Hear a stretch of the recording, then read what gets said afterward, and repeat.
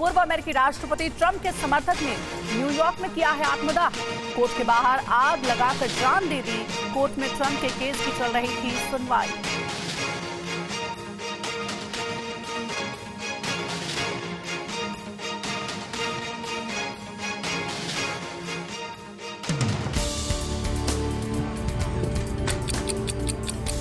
New York में America के पूर्व राष्ट्रपति डोनाल्ड ट्रंप के एक समर्थक ने कोर्ट के बाहर आत्मदाह कर लिया। बताया जा रहा है कि न्यूयॉर्क के मैनहट्टन कोर्ट में ट्रंप से जुड़े मामले में सुनवाई चल रही थी। इसी बीच कोर्ट के बाहर आकर लोगों के सामने आकर उस शख्स ने खुद को आग के हवाले कर लिया। अमेरिका में आत्मदाह का ये दूसरा मामला है। पिछले दिनों गाजा पर इजरायली एक्शन को लेकर अमेरिका के समर्थन के खिलाफ एक अमेरिकी सैनिक ने वॉशिंगटन में इजरायली दूतावास के सामने आत्मदाह कर लिया था।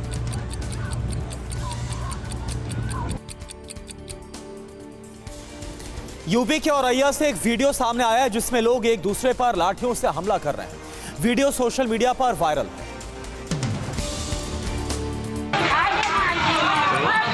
लाठी भांजते लोगों की ये तस्वीर यूपी के औरैया की है। शहर के सबसे भीड़भाड़ वाले इलाके का ये नजारा है। बताया जा रहा है कि दो पक्षों में किसी बात को लेकर विवाद हो गया, जिसको लेकर दोनों तरफ से खूब लाठी डंडे चले। मारपीट की घटना में कई लोग घायल हुए हैं। बताया जा रहा है कि पुलिस ने मौके पर पहुंचकर दोनों पक्षों को समझाकर शांत किया। इस सिलसिले में स्थानीय बीजेपी नेता समेत 3 लोगों को पुलिस ने हिरासत में ले लिया है।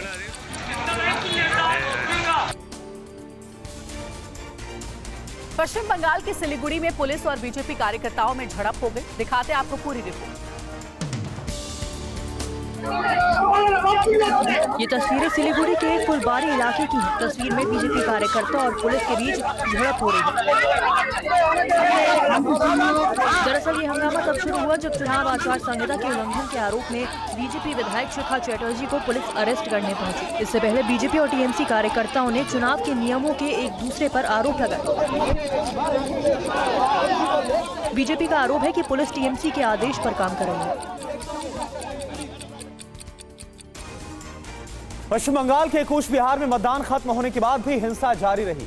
बीजेपी ने टीएमसी कार्यकर्ताओं पर मारपीट का आरोप लगाया।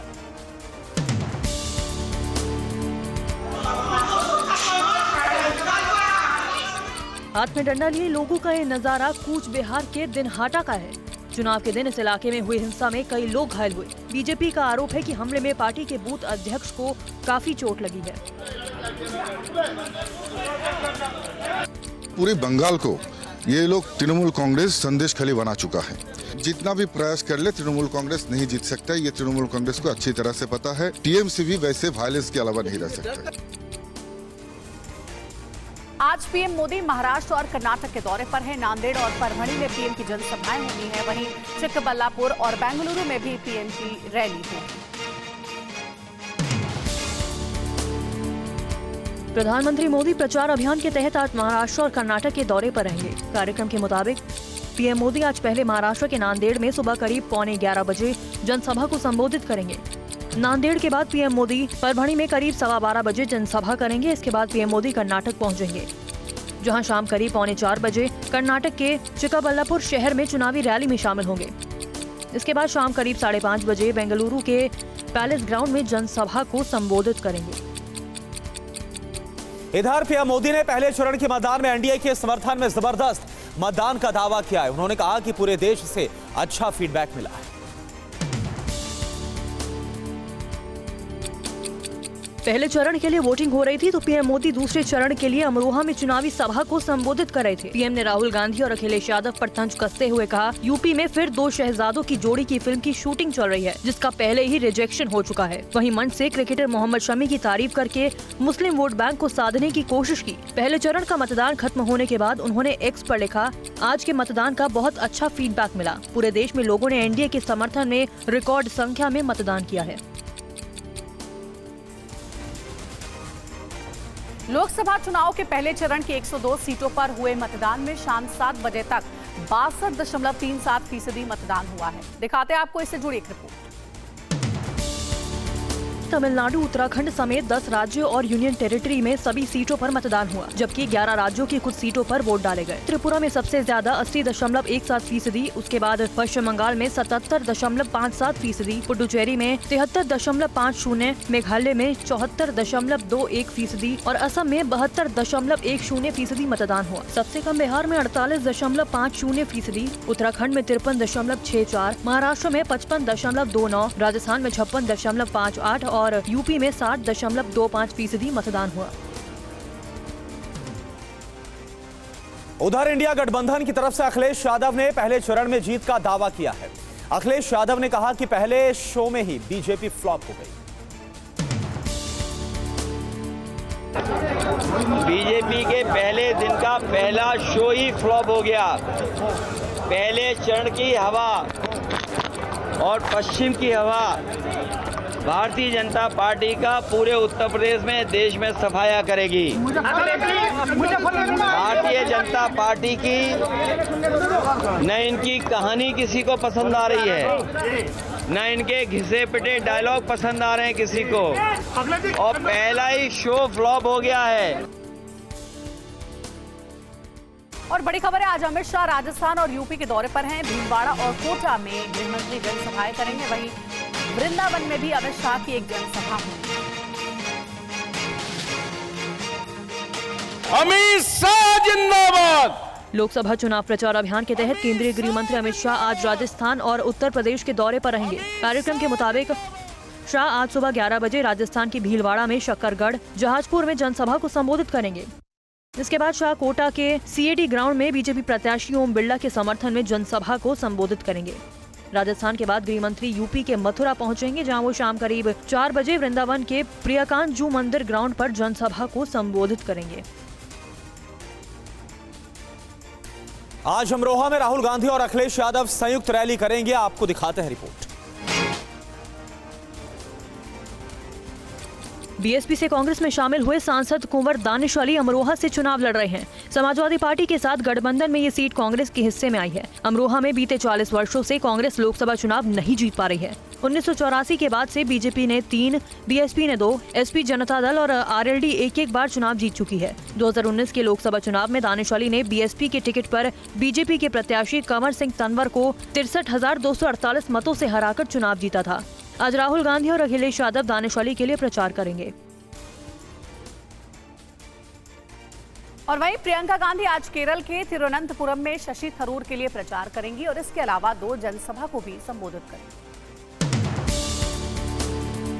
केरल के तिरुवनंतपुरम सीट पर मुकाबला काफी दिलचस्प है। एक तरफ कांग्रेस के दिग्गज शशि थरूर हैं, तो उनके सामने बीजेपी ने केंद्रीय मंत्री राजीव चंद्रशेखर को उतारा है। वहीं सत्तारूढ़ लेफ्ट फ्रंट की तरफ से पूर्व सांसद पन्नियन रविंद्रन मैदान में हैं। प्रियंका गांधी तिरुवनंतपुरम में रोड शो के अलावा एक जनसभा को संबोधित करेंगी। इसके अलावा त्रिशूर और पथानामथिट्टा में भी प्रियंका की एक जनसभा है। पथानामथिट्टा में कांग्रेस उम्मीदवार एंटो एंटनी का मुकाबला बीजेपी उम्मीदवार अनिल एंटनी से है, जो कांग्रेस नेता ए.के. एंटनी के बेटे हैं। बीजेपी नेता सुधांशु त्रिवेदी ने कहा है कि इस बार पश्चिम बंगाल के नतीजे बीजेपी के पक्ष में होंगे। उन्होंने कहा कि राहुल गांधी अब भी अमेठी से चुनाव लड़ने को लेकर साहस नहीं जुटा पाए। राहुल गांधी अमेठी से चुनाव लड़ेंगे कि नहीं, इस पर अब भी सस्पेंस बरकरार है। बीजेपी नेता सुधांशु त्रिवेदी ने कहा कि राहुल अब भी अमेठी से नामांकन करने का साहस बटोर नहीं पाए हैं। नफरत की दुकान के कोई भी सामान प्रभावी होते नजर नहीं आ रहे। प्रथम चरण समाप्त होने तक एक बात और स्पष्ट हो गई कि पहले चरण का मतदान हो गया, परंतु उसके बाद भी, जैसा हमारे राष्ट्रीय अध्यक्ष आदरणीय नड्डा जी ने कहा है, राहुल गांधी जी अभी भी अमेठी से नामांकन करने का साहस बटोर नहीं पाए। तेजस्वी यादव ने पप्पू यादव को खूब खरी खोटी सुनाई है। उन्होंने कहा कि पप्पू यादव बीजेपी की बी टीम बनकर चुनाव लड़ रहे हैं। क्या मेरे को, मेरे पिता को इन लोगों ने गाली नहीं दिया। आज कुछ लोग निर्दलीय खड़ा हो गए, ना महागठबंधन का धर्म निभाना है, और इनका अगर हम वीडियो निकाल करके दिखा दे तो शर्म से लज्जित होकर के चेहरा चुपका लेंगे। लेकिन शर्म भी एक सीमा तक है, उनको कोई शर्म की परवाह भी नहीं। सोशल मीडिया में यूट्यूब पर जाकर के देखिएगा कितना गाली हम लोगों को उस व्यक्ति ने देने का काम किया है।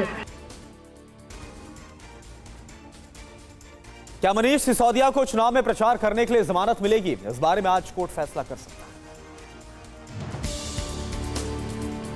12 अप्रैल को राउज एवेन्यू कोर्ट ने सीबीआई और ईडी से मनीष सिसोदिया की अंतरिम जमानत की अर्जी पर जवाब मांगा था। सिसोदिया ने अपनी याचिका में लोकसभा चुनाव प्रचार के लिए अंतरिम जमानत की मांग की थी। सोमवार को ईडी और सीबीआई ने सिसोदिया की अंतरिम जमानत का विरोध किया। आज कोर्ट इस मामले पर फिर सुनवाई करेगा और दोनों एजेंसियों की दलील के बाद फैसला सुनाए जाने की उम्मीद है। सिसोदिया को 26 फरवरी 2023 में दिल्ली शराब घोटाले मामले में गिरफ्तार किया गया था। और एनसीपी अजीत पवार गुट के नेता छगन भुजबल ने नासिक से अपनी उम्मीदवारी वापस क्यों ली? पूरी खबर जानिए इस रिपोर्ट में।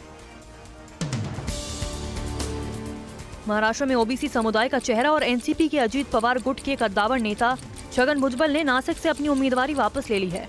लेकिन इस बात की घोषणा करते हुए उन्होंने अपनी नाराजगी भी ये कहकर जाहिर कर दी कि अब समय नहीं बचा है। अब जितना समय जाएगा उतना जो है नुकसानदेह होने का डर है, इसलिए हमने तय किया मैं इस चर्चे से, इस लड़ाई से हट जाता हूँ।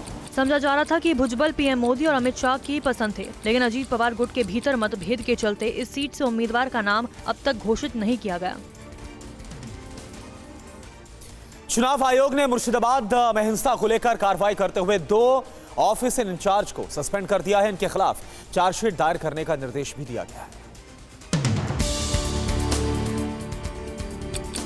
इलेक्शन कमीशन ने पश्चिम बंगाल के मुर्शिदाबाद के रेजी नगर में रामनवमी पर हुई हिंसा को लेकर कार्रवाई की है। आयोग ने मुर्शिदाबाद के शक्तिपुर और बेलडांगा के ऑफिस इंचार्ज को निलंबित कर दिया। पहले चरण का मतदान खत्म होने के बाद चुनाव आयोग की ओर से खत जारी किया, जिसमें कहा गया कि भले ही दोनों पुलिस अधिकारियों को स्पेशल ड्यूटी दी गई थी, लेकिन दोनों ही अपने कर्तव्यों को पूरा करने में नाकाम रहे। इसके अलावा उनके खिलाफ चार्जशीट दायर करने का निर्देश भी दिया गया है।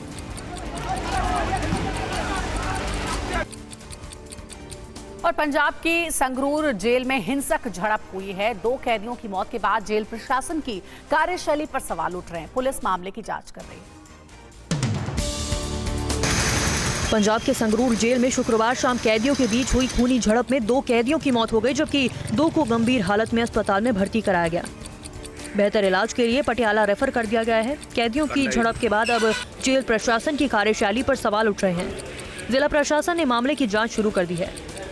हालांकि अब तक पता नहीं चल पाया है कि आखिर जेल के अंदर इतनी भयानक लड़ाई के पीछे की क्या वजह थी। तनावपूर्ण हालात को देखते हुए जेल के अंदर भारी संख्या में पुलिस बल की तैनाती की गई है। कानपुर में एक स्क्रैप गोदाम में भीषण आग लग गई। पुलिस आग लगने के कारणों का पता लगाने में जुटी है।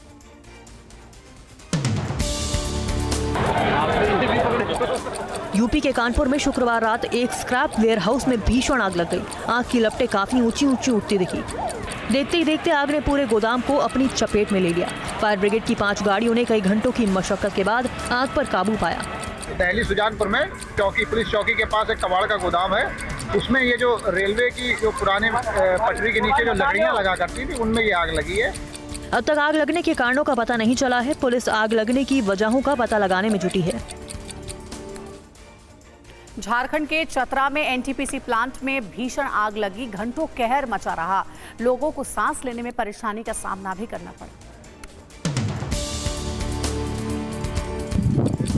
झारखंड के चतरा के टंडवा में एनटीपीसी के नॉर्थ कर्णपुरा प्लांट में भयंकर आग लग गई। प्लांट में आग और धुआं देखकर अफरा तफरी का माहौल बन गया। जानकारी के मुताबिक प्लांट में बीएचएल कंपनी के स्टॉक यार्ड में रखे रबर और दूसरे उपकरणों में आग लग गई। घटना की जानकारी के बाद मौके पर एनटीपीसी के अधिकारी पहुंचे। फायर ब्रिगेड की टीम ने कई गाड़ियों की मदद से घंटों की मेहनत के बाद आग पर काबू पाया। बताया जा रहा है कि शॉर्ट सर्किट की वजह से आग लगी। धुएं की वजह से लोगों को सांस लेने में भी परेशानी का सामना करना पड़ा। मध्य प्रदेश के ग्वालियर में शुक्रवार की रात 2 मैरिज गार्डन में अचानक से आग लगने के बाद हड़कंप मच गया। हालांकि घटना में किसी के भी हताहत होने की खबर नहीं। ग्वालियर की संगम वाटिका के एसी ब्लास्ट होने से लगी आग थोड़ी ही देर में पड़ोस के रंगमहल गार्डन तक पहुंच गई। भीषण आग के चलते अफरा तफरी का माहौल बन गया। हादसा एसी के ब्लोअर ब्लास्ट होने की वजह से हुआ। घटना में किसी के भी हताहत होने की खबर नहीं है। एसी ब्लास्ट हुए हैं, उस एसी ब्लास्ट के साथ ही ये क्या नाम आग लगना शुरू हो गई थी। आग संगम वाटिका से शुरू हुई है, अब इस समय इसमें आ चुकी है क्या नाम रंगमहल गार्डन। आग बुझाने के बाद प्रशासन नुकसान का आकलन करने में जुटी है।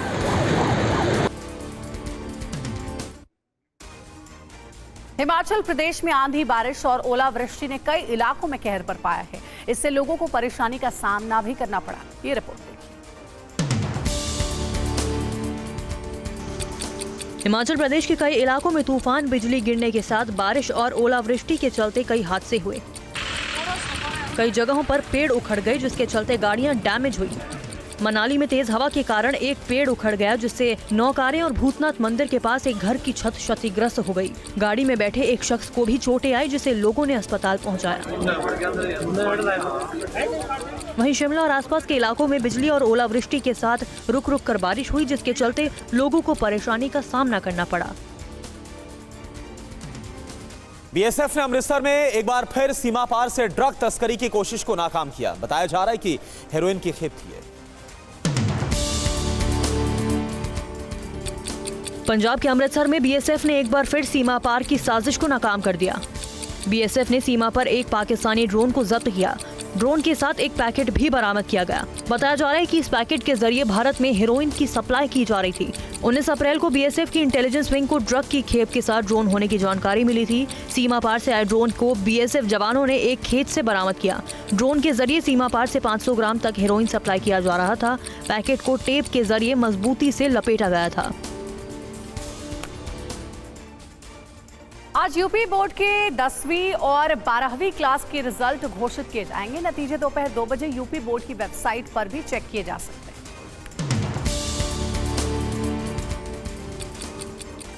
यूपी बोर्ड के 10वीं और 12वीं क्लास के छात्रों के लिए रिजल्ट के इंतजार की घड़ियां आज खत्म हो रही हैं।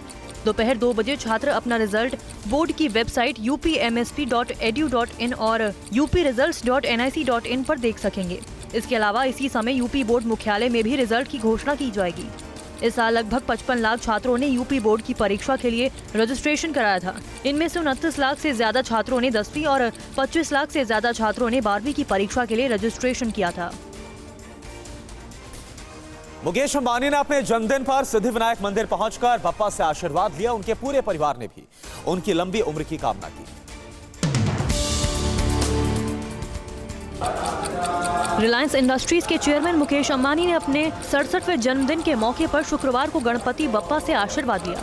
मुकेश अपने छोटे बेटे अनंत अंबानी के साथ मुंबई के सिद्धिविनायक मंदिर पहुंचे। वहां उन्होंने माथा टेका और बप्पा का आशीर्वाद लिया। बड़े बेटे आकाश अंबानी भी पिता की लंबी आयु के लिए बाबुलनाथ मंदिर गए। मुकेश अंबानी भारत के ही नहीं बल्कि एशिया के सबसे अमीर शख्स हैं। दुनिया के अरबपतियों की लिस्ट में वो 11वें पायदान पर हैं।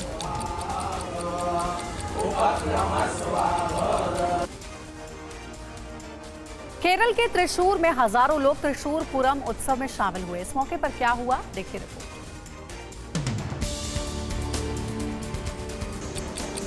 ये केरल के त्रिशूर में हुए त्रिशूर परम उत्सव की तस्वीरें हैं। उत्सव के दौरान थेकिकांडू मैदान में सजे धजे हाथियों की परेड और पारंपरिक ताल के प्रदर्शन ने लोगों को सम्मोहित होने पर मजबूर कर दिया। भगवान राम और चंद्रयान की छवि वाली LED छतरियां इस साल के कुदामट्टम का प्रमुख आकर्षण रही। हाथियों के ऊपर सजी हुई रेशम की छतरियों के साथ लोग बैठे हुए थे। कार्यक्रम के बाद परेड करने वाले हाथियों को अधिकारियों की ओर से फिटनेस सर्टिफिकेट भी दिया गया।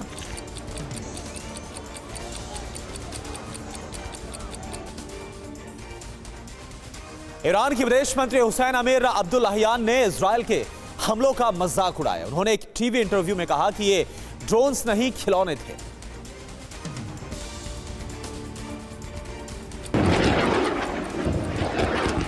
इजरायल ने शुक्रवार को ईरान के कई शहरों पर हमले किए थे। हालांकि इन हमलों में किसी तरह की नुकसान की खबर नहीं आई है। ईरान के विदेश मंत्री हुसैन अमीर अब्दुल्लाहियान ने एक टीवी चैनल को दिए इंटरव्यू में कहा कि ये हमला नहीं था। इजरायल के ड्रोन खिलौने की तरह थे जिनसे हमारे बच्चे खेलते थे। साथ ही उन्होंने ये भी कहा कि अगर इजरायल हमला करता है तो हम बेहद कड़ा जवाब देंगे। पेरिस में एक शख्स ने ईरानी दूतावास को उड़ाने की कोशिश की। फ्रांस के सुरक्षा कर्मियों ने उसे गिरफ्तार कर उसके इरादों पर पानी फेर दिया।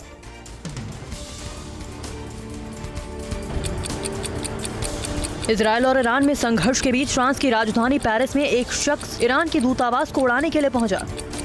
ईरानी दूतावास के अंदर घुसे इस शख्स ने अपने शरीर पर जब विस्फोटक बंदा होने की बात कही तो दूतावास में हड़कंप मच गया। फ्रांसीसी सुरक्षा अधिकारियों ने उसे गिरफ्तार करके उसके इरादों को नाकाम कर दिया।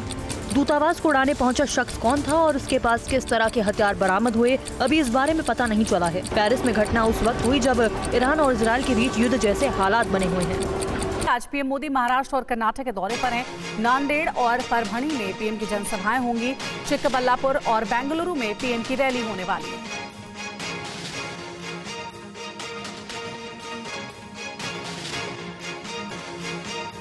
आज एक साथ मंच साझा करेंगे राहुल और अखिलेश यादव अमरोहा में। राहुल अखिलेश की जनसभा, कांग्रेस प्रत्याशी दानिश अली के लिए प्रचार करेंगे।